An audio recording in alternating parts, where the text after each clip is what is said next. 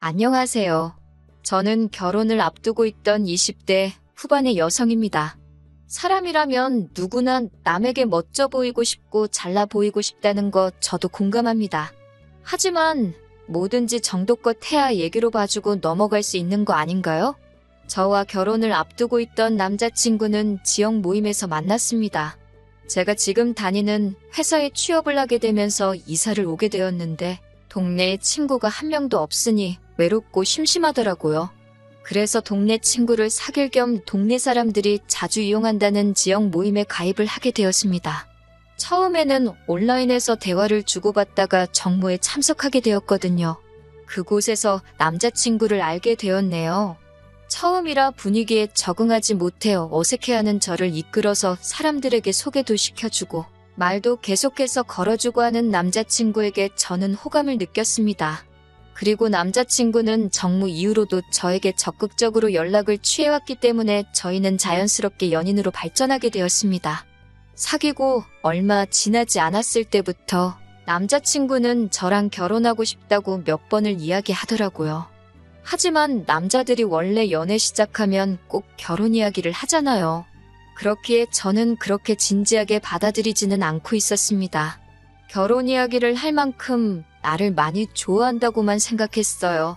그런데 사귄 지 반년 정도 됐을 무렵인가 남자친구가 정말로 청혼을 해오더라고요. 갑작스러워서 처음에는 결혼은 우리에게 좀 이른 것 같다고 제가 거절했습니다만 남자친구는 10번 찍어 안 넘어가는 나무 없다며 제가 받아줄 때까지 기다리겠다고 하더라고요. 결국 저는 그런 남자친구의 인내심과 적극성의 마음에 문을 열게 되었고 그렇게 저희는 본격적으로 결혼을 준비하게 되었습니다. 하지만 결혼 준비를 위하여 몇 번 남자친구의 부모님을 만나면서 저는 이 결혼을 하는 게 맞는 건지 의구심을 품게 되었습니다. 남자친구의 부모님은 전후 사정 설명 없이 저희에게 따로 살지 말고 당신들과 같이 살자고 하시더라고요.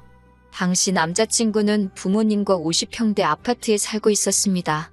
평수만 들으면 굉장히 좋고 비싼 집 같지만 지역이 서울도 아니었고 지하철을 타려면 30분은 버스를 타고 나가야 하는 그런 곳이었기 때문에 사실 장점이 없는 동네였습니다. 특히 저 같은 경우 직장이 서울 중심에 있었기 때문에 그 집에 들어가 살면 최소한 하루 3시간은 꼼짝없이 출퇴근에 써야 할 상황이었습니다. 사정이 그렇다 보니 저로서는 아무리 남자친구 부모님의 말씀일지라도 싫다는 의사표현을 확실히 해야만 했습니다. 게다가 남자친구의 부모님은 저희에게 그냥 들어와서 살라는 게 아니라 저희 각자가 모은 돈을 당신들에게 주고 들어와 살라는 거예요. 그 돈으로 어디 가서 50평대 아파트를 구할 수 있냐면서요. 말도 안 되는 남자친구 어머니의 논리에 짜증이 났지만 그래도 얼굴 붉히기는 싫어서 제가 한번 남자친구와 잘 이야기해보겠다고 했습니다. 그렇지만 어머님의 요구는 거기서 그치지 않았습니다. 저는 분명히 남자친구에게 그 집에 들어가서 살지 않겠다고 말했음에도 불구하고 남자친구가 어머님께 뭐라고 했는지 어머님은 저희가 같이 살게 될 거라고 생각하셨나 봅니다. 저에게 50평짜리 집에 사는데 차도 하나 있어야 되지 않겠냐며 특정 브랜드의 차를 혼수로 하나 해오는 게 어떻냐고 저에게 강요하시더라고요. 저는 이미 제 차를 따로 가지고 있다 말씀드렸는데 제가 타는 그 코딱지만한 차 말고 가족 넷이서 다 같이 탈 수 있는 큰 차로 한 대 뽑으라고 계속해서 고집하셨습니다. 어디 가서 그런 차 타고 있으면 사람들한테 손가락질 당하고 우습게 보인다고요. 제가 이미 타고 있는 차인데도 그 차를 타는 사람들은 참 없어 보인다고 하는 말이 어이가 없었습니다. 제가 차에 관심이 없는 편이라 저희 보고 사라고 하는 차를 인터넷에 검색을 해봤는데 가격만 7천만 원이 넘는 차더라고요. 심지어 그 차를 사오는 건 저지만 우리 가족이 다 타고 다닐 차라는 걸 강조하면서 예비 시부모님도 그 차를 끌고 다닐 것 같이 말씀을 하시더라고요.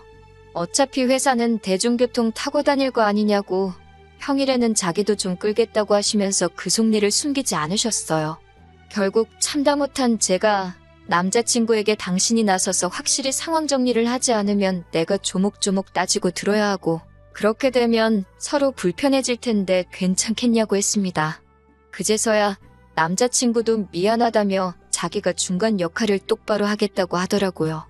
그 외에도 남자친구의 부모님은 남들에게 보여지는 걸 굉장히 중요하게 여기셨는데, 예를 들어 제주도에서 딱 한 번 해보신 승마 체험을 남들에게는 마치 일주일에 한두 번 취미로 타는 것처럼 말씀하신다거나, TV에서만 보셨던 여행지를 마치 다녀오신 것처럼 주변에 자랑하듯 소문을 내곤 하셨습니다. 저희에게 들어와 살라고 강요하시던 아파트도 사실은 은행 대출이 절반 가까이 되더라고요. 저한테 그렇게까지 말씀은 안 하셨지만 대출금이자 내는 게 부담스러워서 저희 돈이라도 받아서 조금이나마 대출을 상환해 보려고 하셨던 건 아닌가 싶기도 하더라고요. 아무튼 이런 일련의 과정을 겪으면서 저는 남자친구의 부모님이 남자친구와는 달리 굉장히 물질적인 것과 겉모습을 중요시하는 분들이라는 걸 깨닫게 되었습니다. 솔직히 실망스럽기도 했고 걱정스럽기도 했지만 그래도 파혼까지 생각하지 않았던 이유는 적어도 남자친구는 그분들을 닮지 않았다 믿었기 때문이에요. 남자친구는 어머님과 아버님이 그런 말씀을 하실 때마다 민망하다는 듯이 저에게 이해해달라며 미안해하기도 했고, 입버릇처럼 자기는 사람을 볼 때 항상 내면을 가장 중요하다 생각한다고 했거든요. 실제로 여러 가지 동호회 활동을 하고 있는 남자친구 주변에는 다양한 사람들이 있었기 때문에 저는 그 말을 철석같이 믿었습니다. 하지만 얼마 전 남자친구와 청첩장 디자인을 고르다 하객에 관해서 이야기를 나누게 되었거든요. 그러면서 남자친구에게 크게 실망을 하게 되었습니다. 남자친구가 저에게 누구누구를 부를 거냐고 먼저 물어보더라고요. 사실 결혼식이 저를 위한 자리이기도 하지만 저희 부모님을 위한 자리이기도 하잖아요. 그렇다 보니 제가 일단 우리 부모님한테 여쭤보긴 해야 되겠지만 친척분들하고 친구분들을 부르실 것 같다고 말했습니다. 저 또한 어린 시절부터 친했던 친구들 위주로 부를 예정이라고요. 그러자 남자친구는 약간 곤란하단 표정을 짓더니 혹시 그럼 그 사람들 사진이나 직장 같은 걸 자기에게 이야기해 줄 수 있냐고 묻더라고요. 그런 게 왜 궁금한지 이해가 쉽게 되지 않아서 왜 필요한 건지 말해달라고 했어요. 그러자 결혼식의 품격과 수준을 위해서 그런 거라며 우리 둘에게도 그 편이 좋다는 거예요.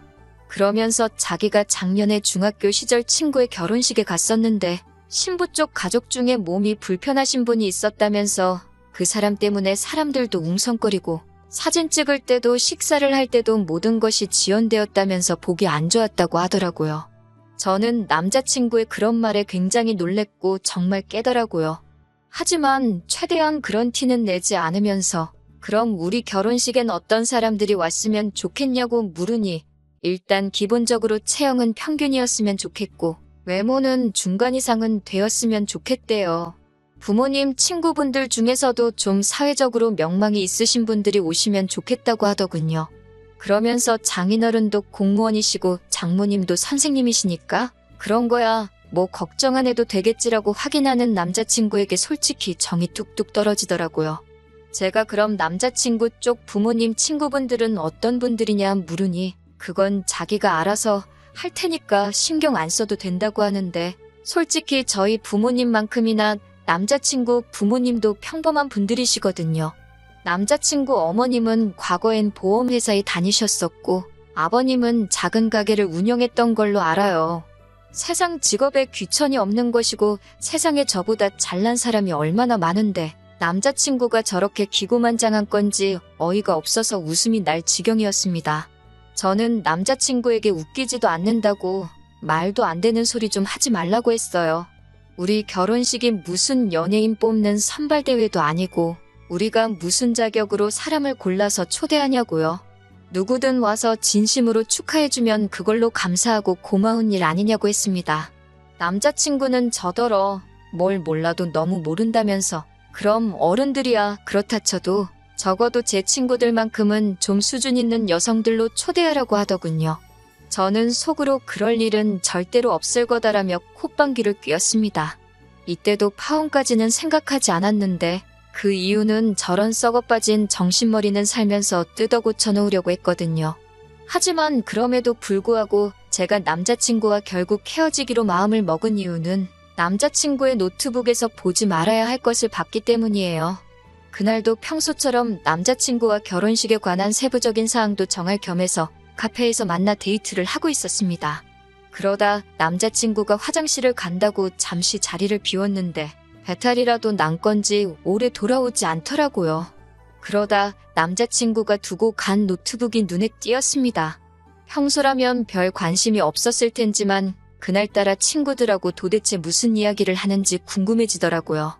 남자친구의 노트북 비밀번호는 사실 이미 데이트를 하면서 의도치 않게 여러 번 본 적이 있어서 내용을 보는데 아무런 문제가 없었습니다. 하지만 차라리 보지 않았다면 나았을까요? 남자친구는 제가 친구들과 찍은 사진을 바탕으로 무슨 발표 자료처럼 정리를 해놓았더라고요.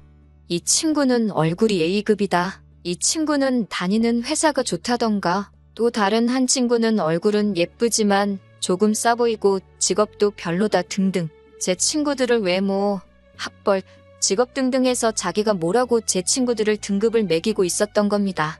결혼식을 앞두고 저희 주변 여러 친구들에게 남자친구를 소개하기도 했었고 평소에도 제가 남자친구에게 친구들에 대해서 자주 이야기했기 때문에 남자친구도 제 친구들에 대해서 학교나 직업 같은 기본적인 이야기는 들어서 알고 있었거든요. 저는 어이가 없었지만 그래도 남자친구에게 확실히 이런 짓을 한 의도가 뭔지 물어봐야겠다 생각했습니다. 어떤 오해나 의심만으로 경솔하게 파혼을 하고 싶지는 않았으니까요. 하지만 안타깝게도 제 추측은 정확히 맞아 떨어졌습니다. 곧 화장실에서 남자친구가 돌아왔고 저는 솔직하게 몰래 노트북을 살펴본 것부터 사과를 했습니다. 하지만 남자친구는 예상과 달리 놀라지도 않았고 화도 내지 않더라고요. 저는 남자친구에게 제가 발견한 것들에 대해서 말하고 도대체 왜 이렇게까지 내 친구들을 분류하고 정리해 놓았는지 그 이유가 도대체 뭐냐고 물었습니다. 그러자 남자친구는 저번에 자기가 이야기하지 않았냐며 자기는 우리 결혼식에 수준 있고 교양 있는 여성분들만 참석해서 자리를 빛내주길 바란다고 하더군요. 대체 왜 그렇게까지 해야 하냐고 묻자 자기가 결혼식에 초대한 하객들은 대부분 다 돈이 많고 학벌도 좋은데 그런 친구들에게 걸맞는 여자들을 보여줘야지. 훗날 우리가 그 덕을 좀 보지 않겠냐고 오히려 저에게 대묻더라고요. 그제서야 아니라고 믿었던 내 남자친구가 정말 정신이 썩어빠진 인간이었다는 걸 실감하게 되었습니다. 저는 남자친구에게 내 친구들이 무슨 한우도 아니고 등급 매겨서 장사를 하려는 거냐고 화를 냈습니다. 남자친구는 제가 화를 내고 있는데도 자기가 뭘 잘못했는지도 모르고 오히려 저한테 뭘 그렇게 기분 나빠하고 있냐며 의아해 하더라고요. 수준 맞는 사람들끼리 만나는 건 당연한 거 아니냐고 그러면서 저한테도 주변에 별 볼 일 없는 친구들은 이참에 하나둘씩 정리하라고 하더라고요. 그 말을 듣는데 실망감이 이루 말할 데가 없었습니다.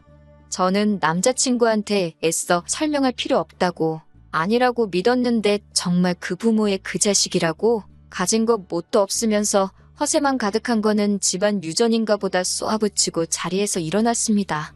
네가 점수 매겨놓은 내 친구들보다 잘난 점이 뭐가 있냐고 어디 한번 스스로한테도 등급을 매겨보라고 당장 학벌이고 직업이고 대단한 거 하나 없는 사람이 감히 타인을 평가질 하고 있냐고 소리쳤습니다.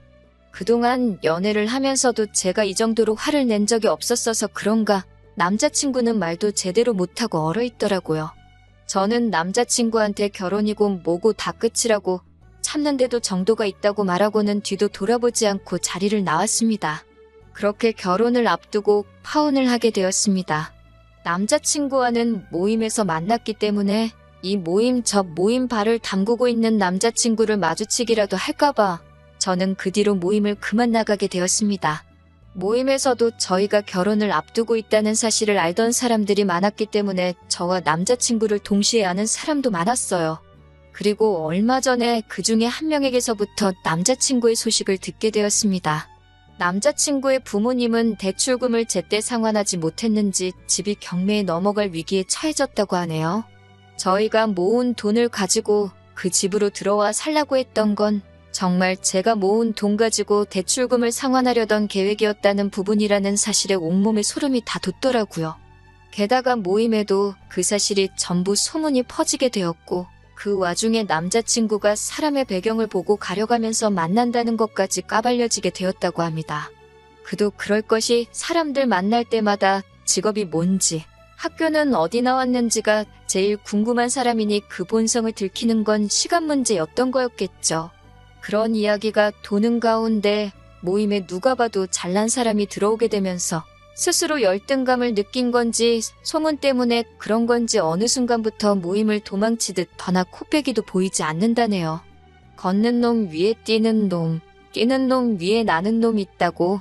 세상에 얼마나 멋지고 잘난 사람들이 많은데 그런 건 생각도 안 하고 기고만장해서 남 무시하는 남자친구가 이번 일을 통해서 제발 철 좀 들었으면 하는 바람입니다.